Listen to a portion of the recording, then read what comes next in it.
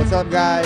This is Exclusive Pod, and let me tell y'all, I'm super excited about this. We got part 2 with Ryan Boswell, the innovator, the executor, the creator. Ryan, how we doing today? And the friend of Weston Ritchie and Chris Inkley, and we're back, baby. We are back. Where are we at? We're in Dallas. Yeah, where are we at, though? We're back at the exclusive studio. There we go. Well, eventually it'll be the compound, bro. We're home. That's the But better way of putting it. yeah, man, we're here. Got to catch up as friends before business. Super important to both of us. Guys, I'm going to look at the camera one more time. Ryan is a super genius on many levels. He unlocks new chapters every other minute. It's pretty phenomenal. You got to get to know the guy on the business side, but even more important, the friend side. He's always checking in. He's always checking up. Very, very grateful to say he's one of my friends and a close friend, good friend, best friend. We know what we're talking about when we talk about that. But anyway. I'd say it right back to you, man. Yeah. So anyway, we're here. We're going to dive into some random things today, but I do want to talk a little bit about how you're doing. How are you? I'm doing great. Things are just incredible. Yeah. I'm loving life. The last couple months have been like a constant challenge, and every day presented something new, like good and bad. And I feel like we've just learned a ton. It's crazy to me that we've known each other for 8 months. Doesn't seem like it. Like, that's just wild that it's been that long. And 8 months since I was here, which is just crazy to think about how much has happened in the last couple months. But yeah, man, doing really good, and really just like appreciating every single day. I know you do. You always do. I mean, I get around you, dude. It's energy you want to take from you because it's just such good energy. But, seeing the things you've done in 8 months is absolutely fantastic. It's incredible. What's been some of the cool things and challenges within the 8 months that you feel like talking about? A lot of it revolves around getting to work with really cool people. And that's like how I describe what I do. Like, I just get to, I'm blessed to be able to do work with incredible people. Right. And like, one of the things that we've talked about today is things that re-energize us. And one of the things that we came up with was I need to spend more time around creative people. And like, just our time today, it's been 8 months since I've been back here. Like I said, this was so re-energizing for me, just getting to spend time there. So all of the cool things that have happened over the last couple of months have revolved around like opportunities that have come from working with great people. My favorite, honestly, probably, had the chance to go back to speak to my high school, the high school that I went to, grew up in Chicago, in the western suburbs, and got to go back to the spot that it all started. Presented to their like career fair, had a classroom full of kids, trying to talk about like the next steps and what was next in life. And it was a cool full circle moment for me. There were a bunch of like my old teachers that came in and listened to me speak, and that was super humbling. But I think my favorite part about that was it made me realize that, I've been out of high school for 8 years now. It's been 8.5 years. So I've been out of high school twice as long as I was in high school, right? Which, I'm 26, so like still relatively young, right? But it was humbling to look back and realize how much has happened since then, since I was a student, like actually walking those halls. And then to be able to go and say and present to those kids, like a lot can happen if you're willing to invest into yourself and just figure it out. So that was probably like my favorite thing that's happened over the last little bit. Other opportunities and things that have been really cool. Trying to think if there's like one that really particularly stands out. It'll come to me, but lots of really cool work with really cool people. A lot of cool business deals that have been done, and a lot that's like about to happen as well, which I'll be able to talk to a little bit, but still kind of sorting all of that out with the future. But yeah, a lot of fun things. Well, man, I mean, go watch. We haven't actually, I don't even know if we posted the other one because the video kind of messed up, but just the background is like Ryan worked at Little Caesars, worked everywhere, just kept climbing ladders. But dude, I guess a bigger question, I think the audience would be very curious to know your answer, is like, what were you actually thinking in high school? What I was thinking in high school was, and this is part of my presentation when I like go talk to high schools, because this year for some reason I found myself like talking to schools, which was not in my like 2024 plan whatsoever. But one of the things I always talk about is being a good stranger and like just being the best at what you are right in that present moment. So if I'm working at Little Caesars, where I started making $7.25 an hour, being the absolute best at whatever my job responsibilities were there. If I'm working at McDonald's, which was the other fast food job I worked, being the absolute best that I could be when I'm running the drive-through, right? what I was thinking when I was back in high school was, how do I maximize and appreciate?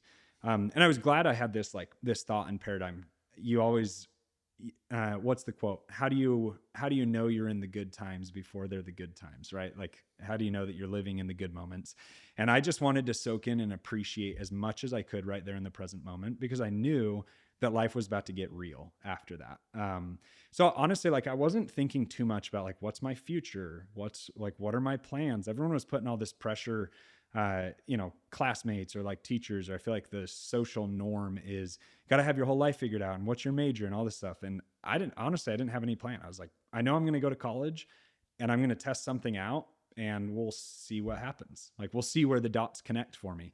And even then, like, fast forward a couple of years, ended up dropping out of college. My plan was completely different from what I thought it was. But I was just trying to live in the present and know that something was going to happen when I finished and I was going to step into that next phase of life. Did you know you had this thing in your stomach that you were going to do something great?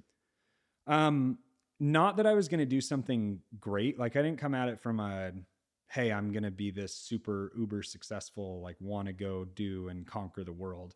Like, honestly, my thought was, I want to do fun stuff. Like, that literally was like my approach to life was, I don't want to like wait until I'm 65 to retire. And even then, I didn't even really have a plan to like not retire at 65. I just knew that I didn't want to go through and have a boring life, and I didn't know what that entailed, right? But uh, I always, like, I'm very gratefully, and rightfully so, and very grateful.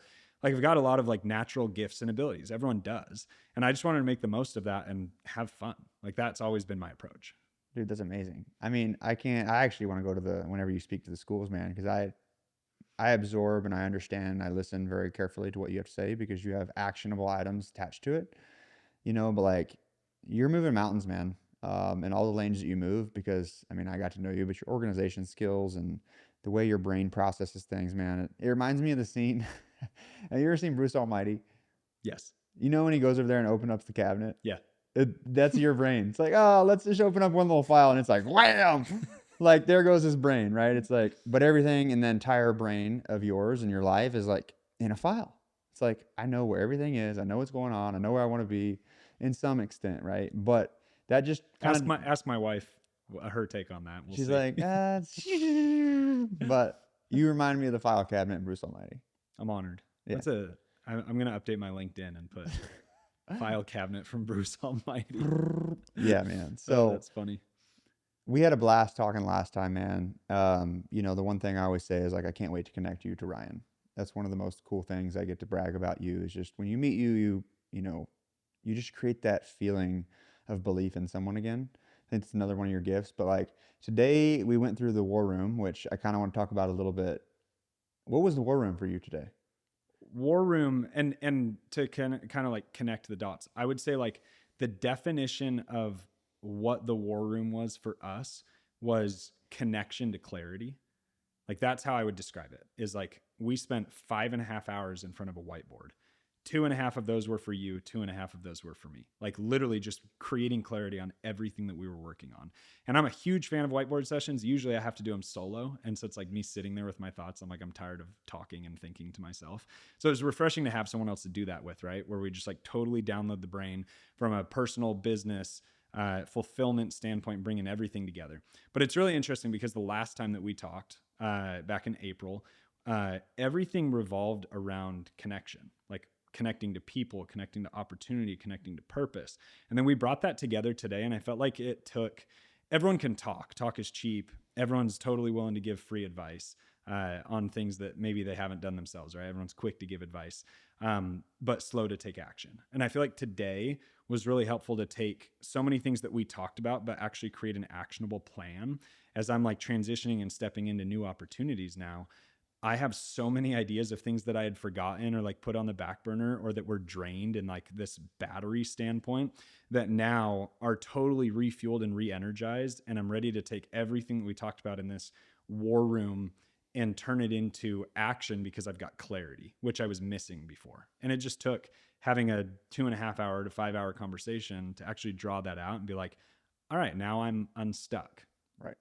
Well, I mean, I had a friend of mine. He said something the other day in our boot camp. We have that fitness community, and his quote, I guess, of the day, but I'm going to butcher it a little bit, but I kind of say it my own way, is you can't win a baseball game with one pitch.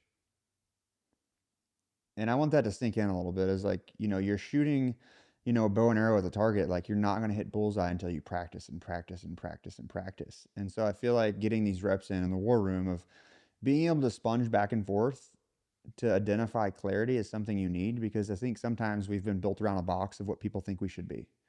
And when you get into the war room and you create the space, like the art of being bored and just sitting with your thoughts, and then have somebody actually pulling them out of you and then brain dumping it on a whiteboard, like it's an aha moment of what your life looks like. Like, why not wake up to the life you want to create?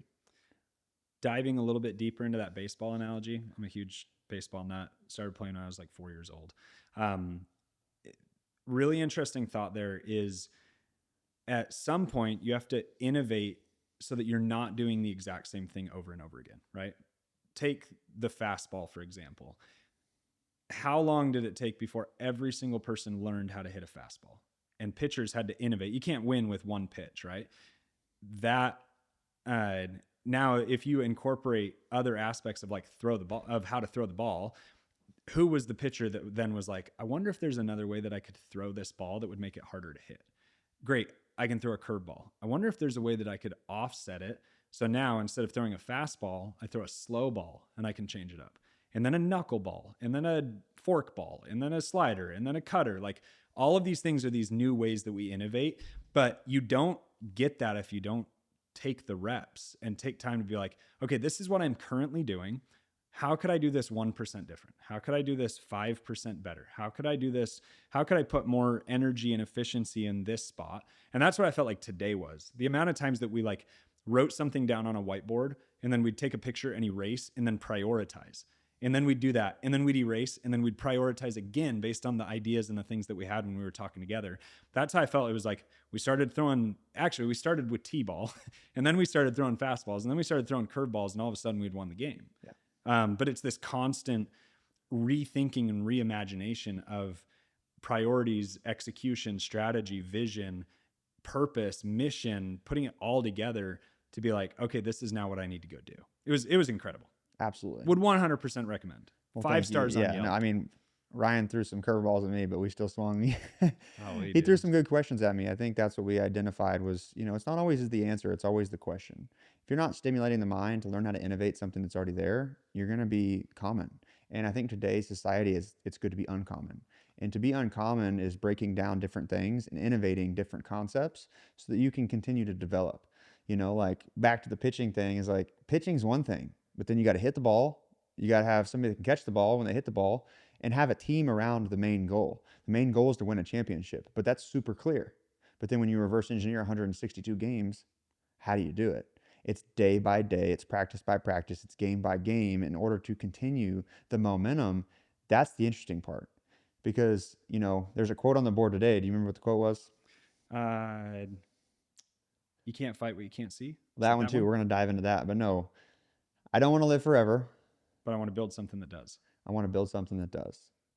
And that's super important to us. Shout out to Dino for, giving us that quote. But ideally, unlocking other people's potential and gifts is super important. So I've been doing some work with, and I'm going to read a text that I sent to a basketball player. Been doing some work with a basketball team, advising on some NIL strategy for some of their athletes, helping out from kind of like a life coach, career mentorship. Just I've become like a friend of the program. This was a text that I sent to one of their players the other day. We had been talking. We sat next to each other on the plane when we were flying out, so I got to know him really well. His name's Sean. I said, Sean, happy game day. Today's a huge opportunity for you, and I had some thoughts pop into my head that I wanted to share. As I've spent some time with you and the team and getting to know you better over the last couple of weeks, there's one thing that I've been most impressed with, and that's that you're always prepared. Every single time we got on the bus or the plane, I watched and observed as the guys on the team knew that they could ask you questions about the itinerary or where we were going or what times we needed to be places because you knew. Same goes for every single film session, knowing the scouting report for each player. There was no lack of preparation on your part, and it showed. Take that game as you executed everything that you could remember when it mattered most in game time decisions. That is the best definition and demonstration of lead by example that I could show to someone. By you being prepared not only helps you, but it helps the team move as one cohesive unit, which is the only way that this team will succeed, moving, flowing, breathing, playing, and winning as one unit. Take that confidence that preparation yields and spread to the whole team so that everyone can know what it feels like. You're continuing to step into greatness day by day. Let's go get that first D1 win. So this was before they went on to have their first Division I win as a basketball team, right? But it takes preparation and it also takes vision, right? Like the only times that we're stressed or that we're worried is when we're not prepared. That's the only time that we feel fear, stress, or worry is when we know that inside we have not properly prepared. Right. If we have nothing to worry about. Even if the thing fails, whatever we're stepping into, whatever we're trying to do, if we've prepared, we're not going to feel that feeling in our gut that knows that we haven't prepared properly. Well, like Damian Lillard, you know who that is, right? Yeah. They asked him, were you nervous to hit the buzzer beater? He's like, no, that's what I've been preparing for my whole life was to hit the buzzer beater. Yeah. Whether I make it or not, it's what I've prepared for. So he was like, it's a basketball game. You know, I'm out there to do what I've prepped my whole life to do with this shot. And if I make it, I make it. But I have a better chance of making it because I've prepped for it. You know what I mean? So I think, how do you do that in today's society with your business, with your friendships, with your relationships? How do you prepare all the things and actually function that? Because, I mean, you know me, I'm all over the place. It's like, how do I function and how do I prepare for everything? I think a lot of people don't know how to ponder. This is one of my favorite things. I love the word ponder. It's so easy for us to like sit in a room and have a meeting or to execute and do our job and do what we're supposed to, right? Very few people know how to sit with themselves and like think and reflect. And that's where I would start. To be able to navigate everything that you need to do, your responsibilities, whether you're in a relationship or you have kids or you also have a job and you have to provide and you've got people at work that are depending on you, you've got culture and you've got employees and you've got team, like all of those things. There's no way to be able to manage and handle all of that if we don't take time to think for ourselves. And so I would say the best way to manage and handle is to get an idea of how to think, how to ponder, how to reflect, how to sit with thoughts, how to drive actions from something that you sit and think about. My favorite thing that I get to do is drive in the car. I have my best ideas while I'm driving and I have my best ideas while I'm in the shower. That's literally, you read my mind. I was literally thinking about this because I have a steam shower now. Yeah. And I throw a podcast on in the steam room. I got like a waterproof speaker. And dude, it's like, oh man, I got to get a waterproof journal, dude. I'm like, I don't know where it's coming from, but God's pushing some water on my head that I need to write. So it's funny because I'll get really stimulated off something like that, which is hilarious. But yeah, man, I think it goes back to how I believe too is the art of being bored kind of ties it together exactly what you're saying, right? If you need space, you have to develop space. You know what I mean? So it's like, I guess when you have 5 to 10 different things going on, what's the best way for you to think, execute? Because I think a lot of people think. How do you execute with thinking? Checklists. Okay, talk to me about it. What do I you love recommend? So there's a really good book called The Checklist Manifesto. Red cover, has a check mark on it. Go buy it. Just start there. Checklist Manifesto. Learning to think in checklists has saved and completely changed my life. It was a book recommended to me by a CEO of a company that I advise. His name is George Levin. And when you think in checklists, like this is my personal interpretation. Checklists allow you to understand checklists allow you to build a replicable system that you can depend on every single time. So airlines are a perfect example of this, and construction as well, which are the two examples that they give in the book. An airline pilot has a checklist that he runs down every single time of things that have to be in place in order to even put the plane in gear to take off, right? So I like to apply the exact same thing to my business philosophy and approach. I have a checklist of things that I know that need to be done every single day. I have a checklist of things that I know, this could also be an agenda, a checklist of things that I know need to be covered in every single meeting. I've got a checklist for when it's time to create content. This is the exact checklist that I go through. Having checklists allow me to be prepared, going back to what I said earlier, to be prepared so that I don't feel nervous, so that I don't feel worried, so I don't feel like I'm scrambling, so that I don't feel like I'm trying to constantly get caught up. I can be proactive instead of reactive. So that's how I stay on top of everything is I keep things in a checklist. And I know that as soon as I'm done with that, I hit the little check mark and it disappears and then it's on to the next. So I think Sounds like, do you get anxiety very often? Um, yes, not due to workload, due to the amount of like context that I have to balance.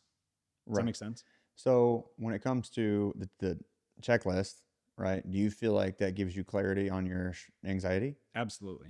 Right. So like anybody listening to this would be like, okay, I'm stressed all the time. I have anxiety all the time. I'm anxious.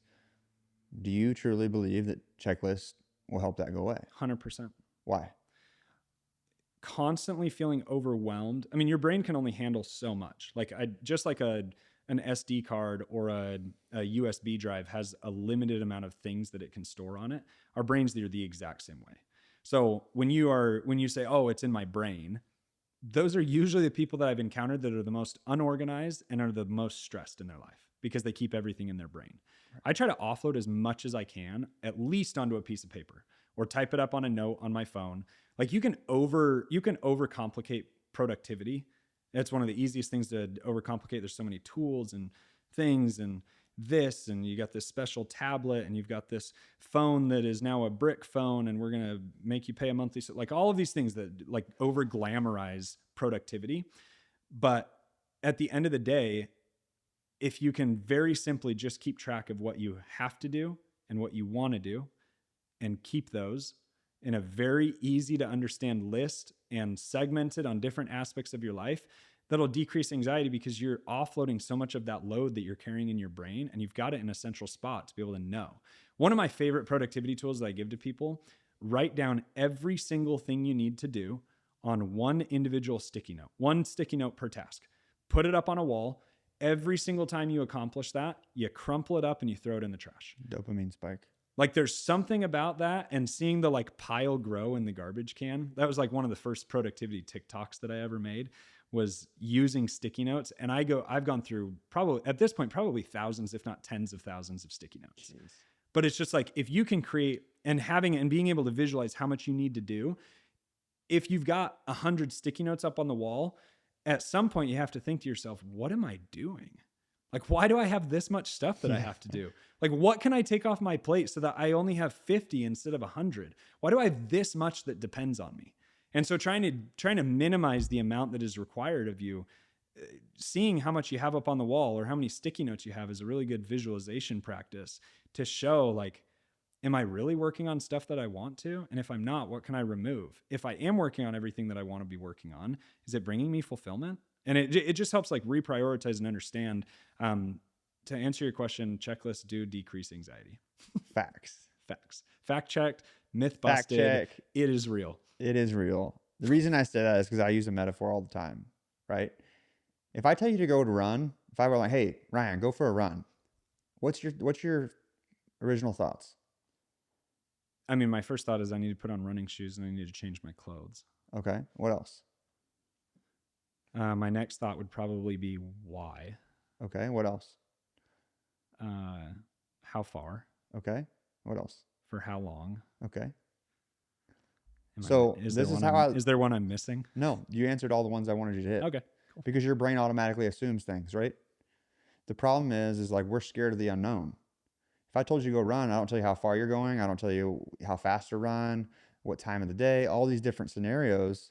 You're more likely to be super anxious about your run because it's just that's how it goes, right? But if I'm like, hey, Ryan, go run to that stop sign and back, it becomes super simple. And so when I think about your checklist, your sticky notes, it's like when you clarify the unknown and you see your 100 sticky notes, it becomes known. And then that gets rid of your anxiety. And then at that point, you stop wasting time by just thinking all day. You know, there's a 5-inch rule between your head and there's a 32-inch rule from mind to paper. And so that's how I've kind of identified my stress and anxiety is like if something's stressing me out or bothering me, I do a brain dump. Write it all down and then start checking everything off. It's like, okay, cool. I'll go for my run today. I know where I'm running, why I'm running, and I do the same thing with my life. If you break down and reverse engineer and really think about what you want your life to look like, break it down, type it up. What's your 1 month look like? What's your 3 month look like? What's your 6 month? What's your year? What's your 5 year? What's your 10 year? And actually sit down to think about it. And then here's the crazy one. Throw that information in a ChatGPT and say, hey, write a life story of me. Hmm.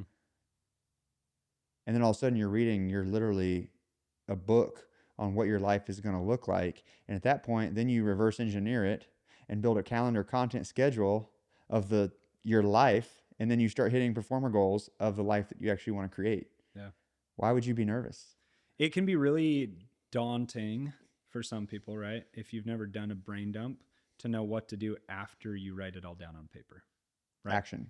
Yeah, like how to take action from it. So what I would recommend, right? Like we did, for example, today on our brain dump in our war room, we would write everything down and then we'd reprioritize and reorganize based on the data that we came up with, right? So I always like to break my brain dumps, if you will, or like my offload sessions into a few areas. I like to try to break down everything into my personal life, my career life, my family life, my like emotional and well-being life, and then my spiritual life. So I like to have a checklist of things, and not like, I think checklists get a bad rap because it's just a check the box item. You can 100% build checklists with intention. And I think it's important to have the things that like, that you need to do. You could call that a non-negotiable, that you could call that, things that have to happen. But I've got those, like I read the scriptures every single day. I say a prayer every single day. Like you don't want that to be a checklist item, but those are things that you need to make sure happen. So I always recommend, if you do a brain dump, write down literally everything that's on your mind and just see if you were to drag and like, if you were like put up on the wall, these are the 5 areas of focus, and drag each one of those tasks and to-do lists and things that are on your mind, what bucket does it associate with? Is it something you need to do with work? Great. Now put it underneath the work line. Is it something you need to do in your personal life? Put it underneath the personal line. Is it something that you feel like you need to do to increase your faith or increase your relationship with your wife or your kids or your brothers or your sister, whatever that may be? Now take that huge list that is 50 different things and you break that out, and now there's 5 lists with 10 sub items, makes it a lot more manageable. And then from there, that turns it into action. Instead of just going down the list, trying to context switch between, oh, I need to do this for physical, this for emotional, this for family, this like, and you're constantly switching. Now you've got, okay, today I'm going to knock out 2 hours worth of knocking out things that I need to do for work, or I'm going to knock out and make sure that I do these 5 things that I have to get done for my life at home and with my family, right? So just a thought there. Yeah, no, I agree with you. I mean, we have something similar, parallel accelerator, trying to identify those things. I want to shift into a couple different things. Identifying and unlocking Ryan Boswell, and how do you do it? Identifying and what? Unlocking Ryan Boswell. Unlocking. Okay. What do you mean? Oh, how do you feel like you can unlock your truest potential? For me, that comes through conversation with good people. Like I always get the best insight. I always get the best ideas in the car. I always get the best insight in conversation. So I unlock the most about myself. I've got what I call like my board of advisors, or like my trusted people that I can talk to, I can approach, I can come to them with the things that are blocking me, that I'm struggling with, and say, this is what I'm dealing with. What should I do? Right. And then I take their advice with a grain of salt, because I know like they know me through the perception of their eyes, and I take all of that and I aggregate it and put it together. So I think it's a mix of having people that you trust that you can have conversation with, and then also having a very, very good connection to who you are and where you currently are, and blending those two together, right? I've got a friend, most of the ideas and most of the big life decisions I've made have come from advice from this one friend. His name is Sean Holiday. The big career moves that I've made over the last like year and a half, 2 years, like every 2 months, we'll have like an hour-long conversation on the phone, and it'll happen at a random time and it's never planned. And then we just go into it and it's like, okay, here's what we need to do. And the same goes for him, right? Like we always unlock some really, really good insights. And it's a give and take relationship for both of us. But all of the good insights that I have of like unlocking my true potential comes from spending time with people that I trust and spending time with myself, and then merging those together and creating action from it. I love that. And I think people should really identify who their roots are, right? When I think of friends, I think of trees. You got your roots, you got your branches, you got your leaves. Things fall, but the roots don't. They're the strongest part of you. So, like, you are a super connector, right? But I want to ask you a big question that's really difficult for me. You have all these people that you have to entertain, connect with, talk to, constantly battling that all the time. When it comes to give and take of your relationship and your time, how do you handle someone that maybe doesn't appreciate you, or doesn't, you know, do you just distance yourself, but you don't necessarily burn the bridge, or do you burn a bridge, or like how do you work around people that might not treat you the way that you want to be treated?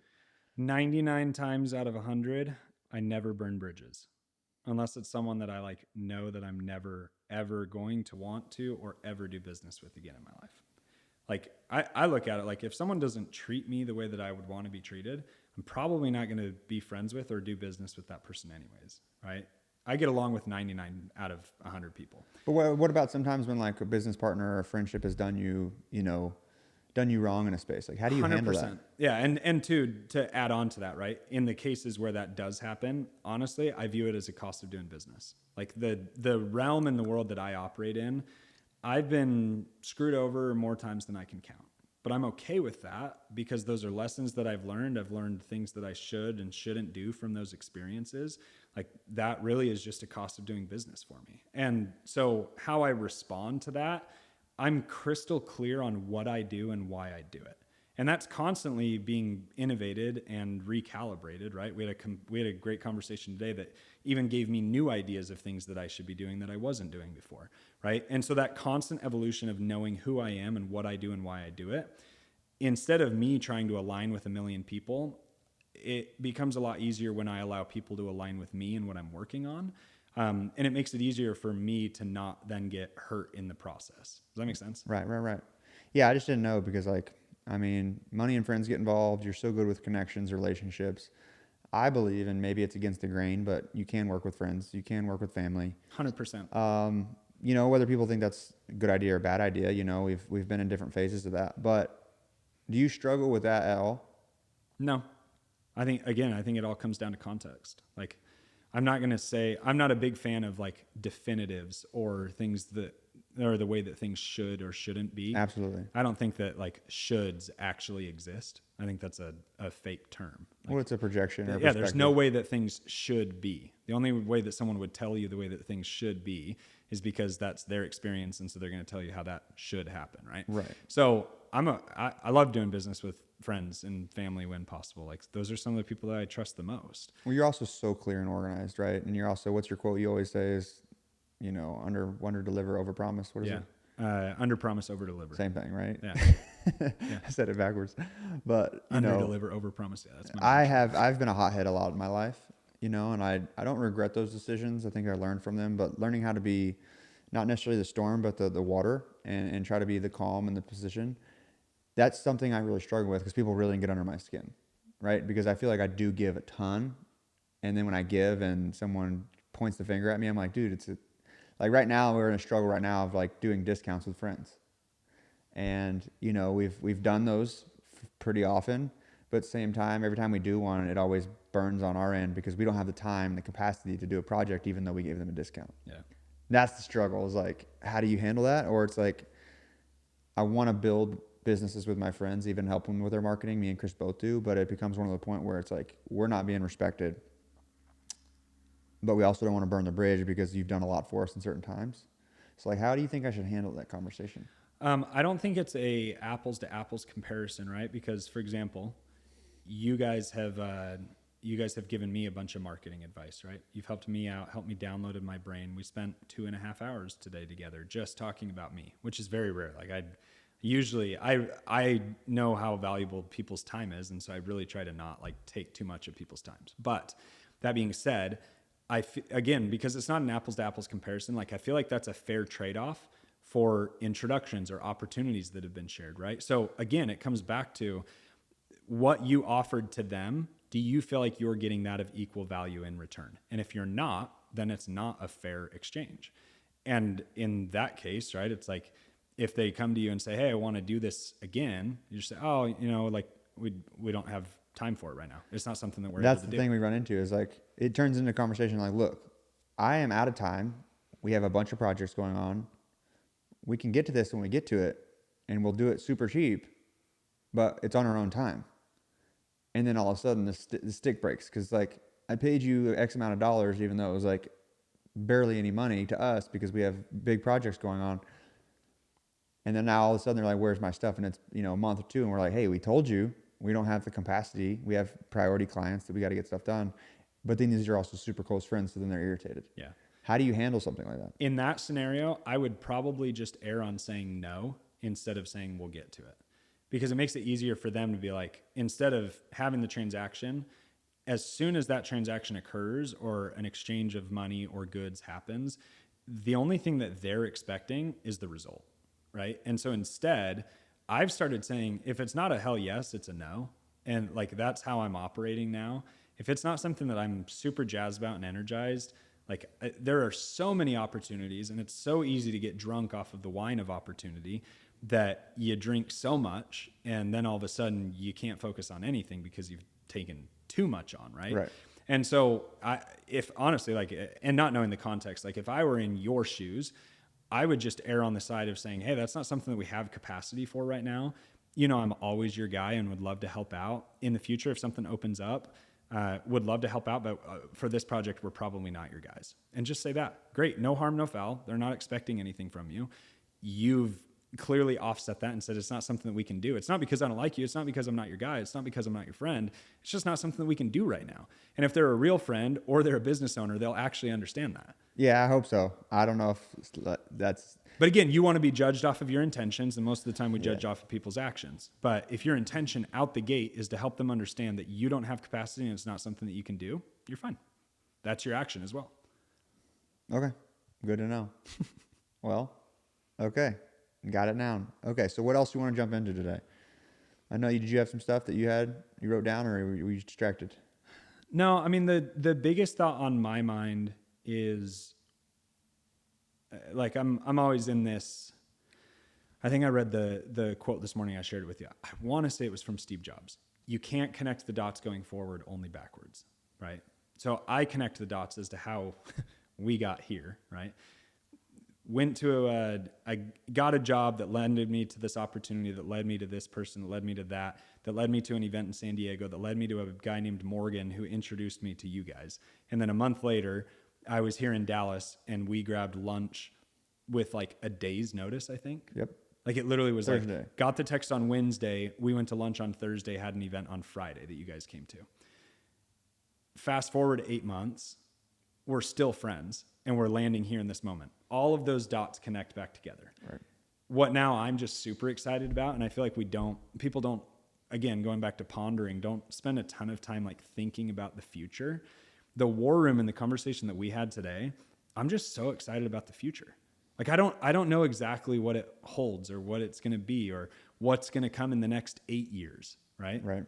But I do know that it's going to be fun, and I want it to be fun, and I want to have fun, right? So I guess the thought that I'm on right now is making sure to take time to recharge and re-energize to be able to have the energy to go on and do the future. And I don't know if that's winding down at the end of the year, going into recalibration mode, getting ready for the next year ahead of us, or if that's just, I had a killer conversation and can't wait to step into the future with the new clarity and vision that I have. But I think the thing on my mind right now is just what's next. And like, that could be on a personal front, that could be on a business front. So I guess I'll ask you that question, like what coming up, or what do you feel like since we've been talking that we have going on, like what are you most excited about? I want to jump into that in 2 seconds. Okay. All right. We'll come But back I to think that. you might have just identified your mission. All right. Whatever hear it. you do, make it fun. Whatever you do, make it fun. Something along dude, like you had that thought in high school. You still have that thought now, right? Unlocking fun. I don't know. Something about fun to you is just something that I think you're going to always constantly do and you're always going to push towards.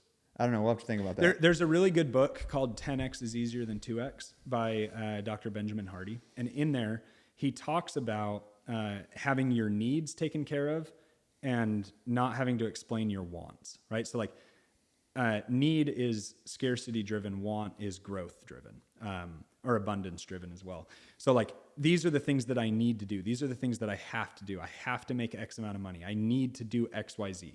Those are the things that like you cover and make you feel secure, but those are scarcity driven. Right. The wants, this is what I want to do. This is what I want to do because I'm so excited and I'm fulfilled. Wants don't have to have any justification. Like if I say I want to do this and someone says why, my explanation, my like reasoning is I want to. because I want to. Like I don't have to explain myself to anyone. Well, we do in society. We feel like we do. Exactly. And people feel like they're owed an explanation. I want this car. Well, why do you want it? I don't know. I just want it. Like that, that's what I want. Like Right. that. And I would compare that to like having fun, right? Like people think you have to do this and business shouldn't be fun and you're not allowed to cross pollinate with friends and family and yada, yada, yada. Why not? Well, Like who said you can't? I see it this way as like if I actually thinking of my future, I'm like, imagine just traveling to, a villa in Bali with your favorite people and also making money with those people. Like imagine taking 12 of the people that you actually really enjoy being around and building businesses around each other. And by the time you're 40 years old, now families are running around. You're living any life you want to live because you had the right mindset with the right people, right? Like that And to, you're gonna tell me you're not gonna do that because you shouldn't do business with friends and family? Like well, that's what I'm what? saying. Come That on. and just like you shouldn't work with someone you don't want to go to dinner with. You shouldn't work with someone that you don't want to go to the gym with. You shouldn't work with someone that isn't making you a better human being. If it's for a financial gain, I understand that. But for me and my life and the things I want, that doesn't make me happy or fulfilled. I think the future now going back, like what are we excited about? I'm excited to spend more time intentionally doing things that I want to do. Life's too short not to, bro. Like, Yeah. I thought of this one day is like, if you could actually go back and speak to people that died yesterday, how pissed would they be at me for taking advantage of you today or yesterday? Yeah. Like, how mad would they really be? Like, dude, if they could actually come back and say something to me, they would be screaming at me like, do not waste your time. Enjoy it. Like, you know what I mean? And like, I had to think about that. I'm like, crap, am I actually waking up enjoying the life I want to live? Because tomorrow is really not guaranteed. And I know it's cliche, but like, when you think about it that way and you really think about life or death, things get really, really simple. So I'd close it out here. My recommendation, if we were taking action items from this, spend a little bit of time going back to pondering as well. I like having prompts to ponder on. Spend a little bit of time thinking about what you're excited about. What's coming up? What are you waking up for? Right? I feel like that's like a kind of a cliche of like, oh, I'm getting excited.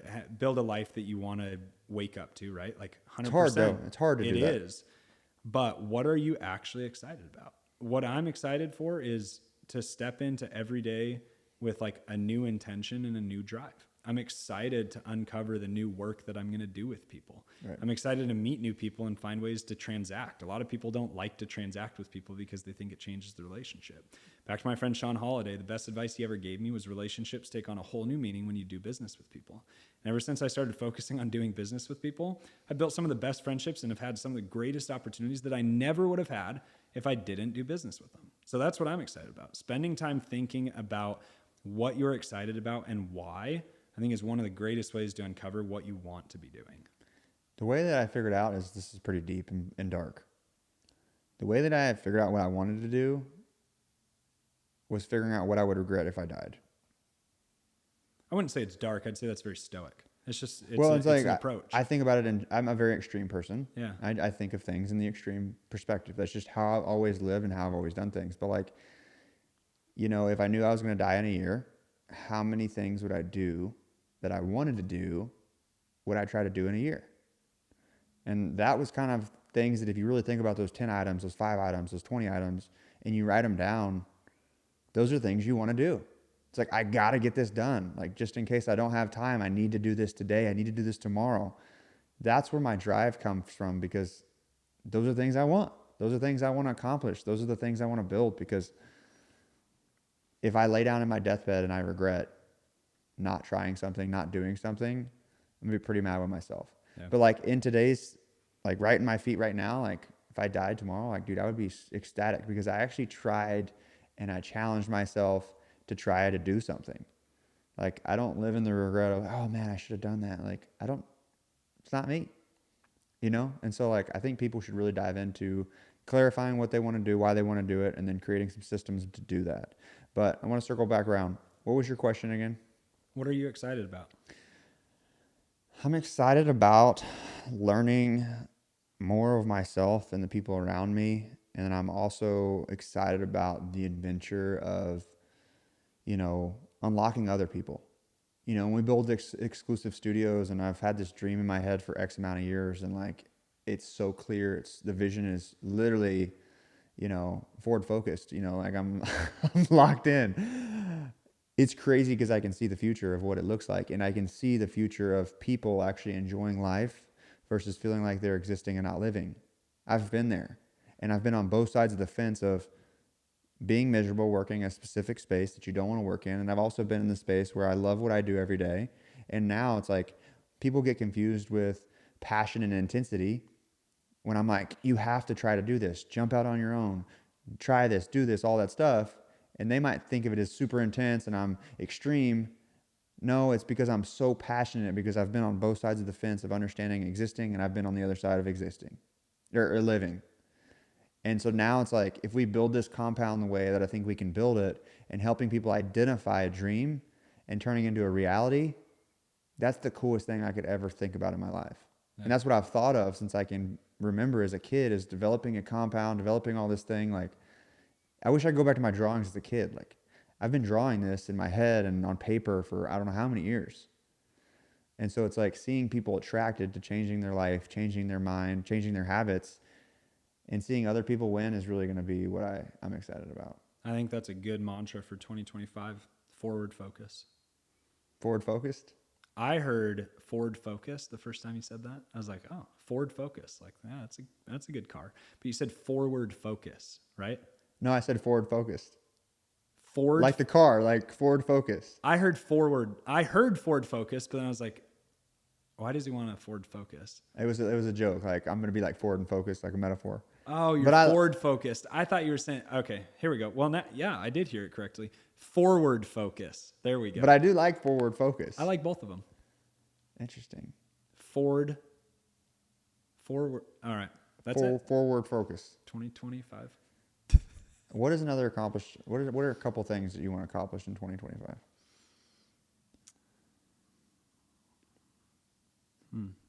Actually, we're gonna do that at the end. Okay. We're getting close to the end, but I want to ask a question. You can't fight what you can't see. What does it mean to you?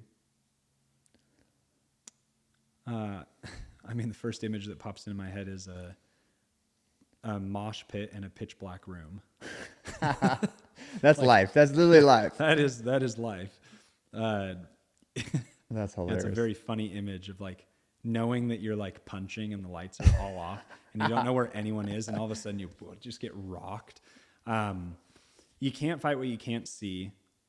I think requires two things to fix that, right? Like first you got to turn the lights on.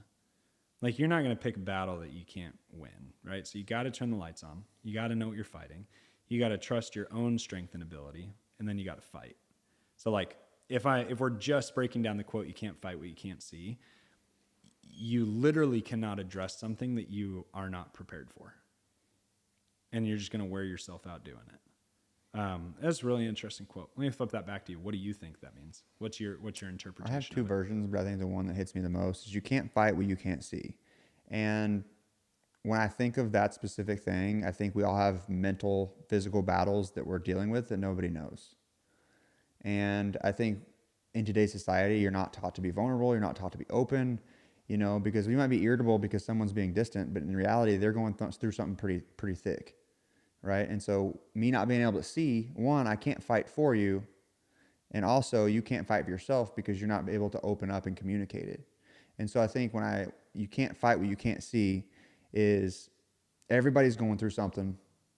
How do you handle those conversations? How do you reach out so somebody can actually have a hand, maybe when they need it, when they're sinking, instead of getting irritated with them? And then it goes back to yourself is like, I feel like I've never been able to open up and be like, hey, I'm struggling.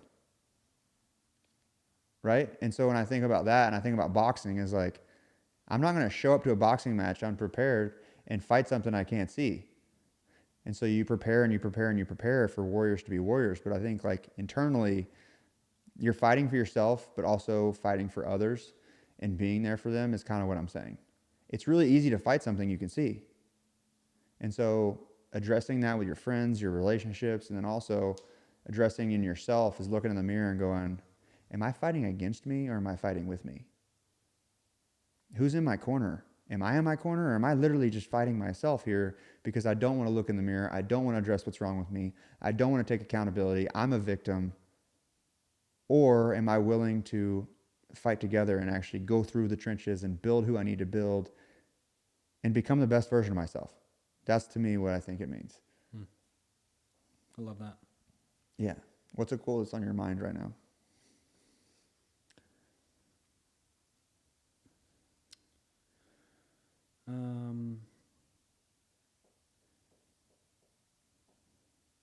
Oh, there's one I came up with the other day, actually. I had Let's this let's thought. I let's see had it. this thought, get this, while I was driving. Imagine that. No way. All right. I think I came up with this. Yeah. The nice thing about the present is that it keeps coming back to give you a second chance. One more time. The nice thing about the present is that it keeps coming back to give you a second chance. Have you had those? You had a lot of second chances? Absolutely. What do you think about giving people second chances? I'm a person that it's very easy. I'm very trusting. It's very hard to regain my trust. Like, I will be friends and I will trust anyone until they completely do me wrong. And if they do, it's very hard to regain my trust. But you can, right? Like it's possible. Going back to what you said earlier, like working with friends and family, you'd be amazed at just like how easy life is if you're just a good person. Yeah. Like you don't have to give people second chances or you don't have to worry about getting second chances if you're just a good person, right? I think that's hard because I think a lot of people grow up in different backgrounds where it's like all they know is bad person. Yeah. You know, their dad treated them terrible, their mom wasn't there for them, like whatever the reason is, you know, how do you gain that version of being a good person? And way I've done that, bro, is I take my 5 best friends growing up in high school. I'm like, what is one thing that I just love about them? And then when I started just molding that into who I am. And so every time I meet someone, like for you, you taught me the power of connections and how to circle around and intertwine and connect with people through a text message. Like I'll never forget, like I stole that from you. I'm like, I got to be better with my people. Right. So I think just kind of developing your little superhero here is because you're either a superhero or you're a villain. And it all depends on your point of view as well as the other point of view. Like it's really hard to not be an enemy to yourself. And the way I mean that is if you want to be liked and loved by everyone, you're in a jail cell. You are an enemy to yourself. You know, like I don't like everyone. Why am I expecting everyone to like me? You know what I mean? So, yeah. So, no, sorry. I mixed that up. The nice thing about the present, that was a quote from Ryan Holiday. That was a quote from Ryan Holiday. I had them mixed up because I have 2 quote checklists and I forgot to give that credit. The quote that's been on my mind, the one that I thought of the other day when I was driving was when true satisfaction comes from doing, not by being done. Which means Which means it's just another way of saying like enjoy the process. the climb. Enjoy the climb, enjoy the journey. It's not, you're not, the true happiness doesn't come by being done, it comes by doing, right? I love that quote. I want to make sure I clarify it. That was a Ryan Holiday quote. That was not a Ryan Boswell quote, the earlier one. Heard that on the Daily Stoic podcast. But that quote that I was thinking of, true happiness comes from doing, not by being done. I think so many people focus on hitting a measurable SMART goal, and you're like, oh, once I achieve this, I'll be happy. Right. When in reality, we become and achieve happiness and fulfillment by doing and learning and growing along the way. Being obsessed with the climb. I have a quote I thought of when I was on the plane one time. This is maybe relates to some people, maybe it doesn't. But winners never really win, they just never really lose. Because if you really think about the obsession of Tom Brady and Michael Jordan, did they really ever feel like they won? No. Did they? But they didn't really lose either. They are obsessed with the process, which is why they continued to win so many championships, because it wasn't about the championship. It was, I'm going to be the best. I'm going to give my effort 100%. And so like I always wonder, like those kind of obsessed people, like you got to think of a driven mindset. It's not normal. It's literally psycho. Like if you really think about 7 Super Bowls, 7 NBA rings, you have to be almost a psychopath in order to do that. Yeah. Because you sacrificed everything in your life to become X. And so I always thought like they don't really win, they just never lose. But I have a quote for you. Okay. Close this out. Close us out. Where did that? Forward focus. Forward focus. Where'd it go? My next post is going to be about Ryan. Are you chasing happiness or are you chasing someone else's?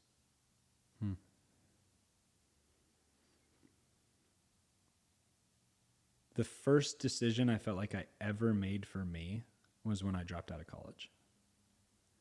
Like that was the first decision that I ever feel like I truly made. This is what Ryan wants to do.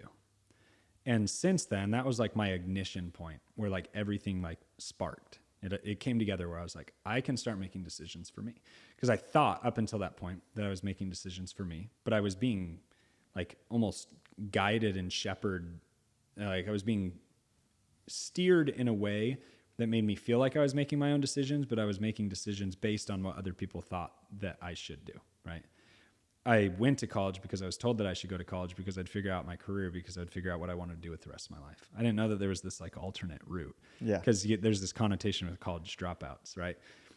When I made that decision, I started choosing my own happiness. And that came with alignment and not permission, but like me and my wife came to the conclusion that it was the right decision for me to drop out of college. I didn't need permission, but it was our life. So I wanted clarity. to make sure, I wanted that clarity and confirmation and confidence from her that it was the right decision. If you had asked me that question 5 years ago, I would have answered that differently. But now spending the last 5 years of like every day in the trenches, some days are good days, some days are bad days, learning about myself, I feel like I am chasing my own happiness. And I wasn't before. I feel like you have, because you have a pretty cool clarification of what you probably think happiness is too. Yeah. I think a lot of people don't know what happiness even is. I don't think people know what love is.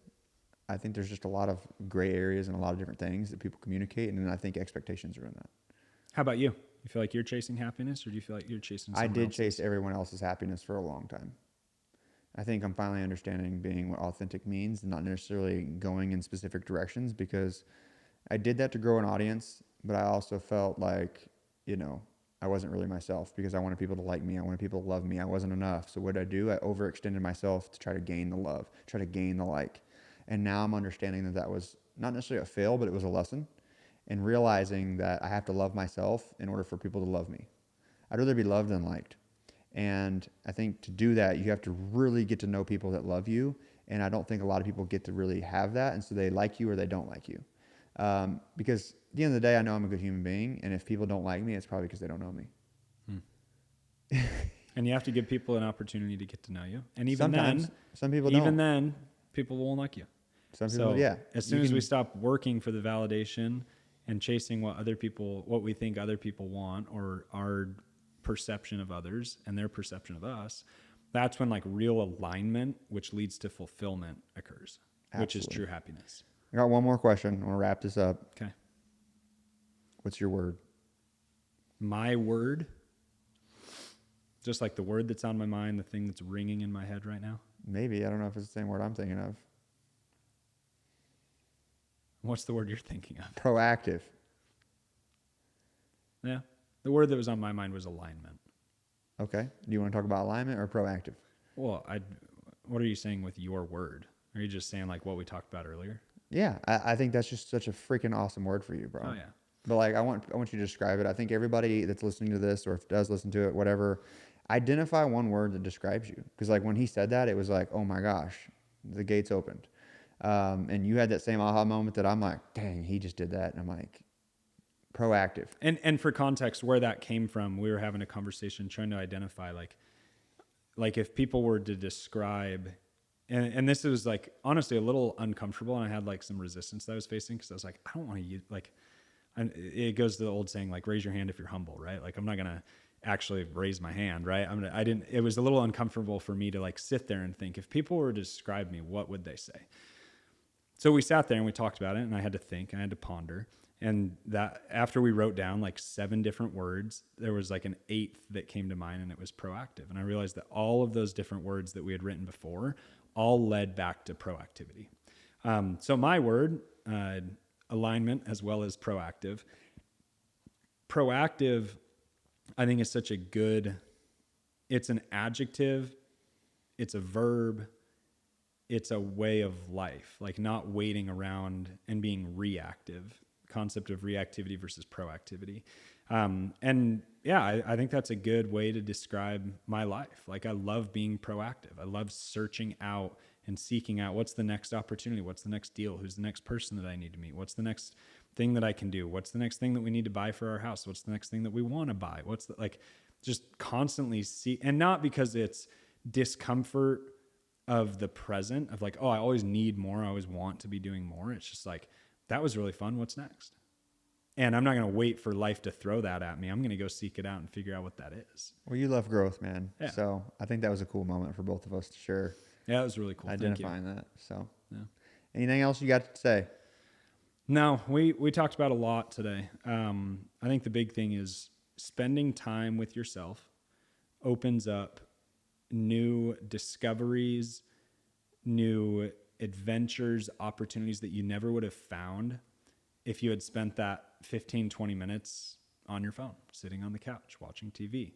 Like, I think there's a time and place for everything, right? But I think my big recommendation, we're heading into a new year. It could be May when you're listening to this. I don't know. Spend 15, 20 minutes just thinking about, what am I excited about? What do I want to do? What am I currently doing? What do I feel like I should be doing? What do I have to do? What do I need to do? What do I want to do? And just answer those questions. And if you don't like the answers, it's probably time to make some changes. And don't just think about those answers. Write them down on sticky notes, and just cover your whole wall. That's it. And then throw a dart at it. Send me a picture when you do.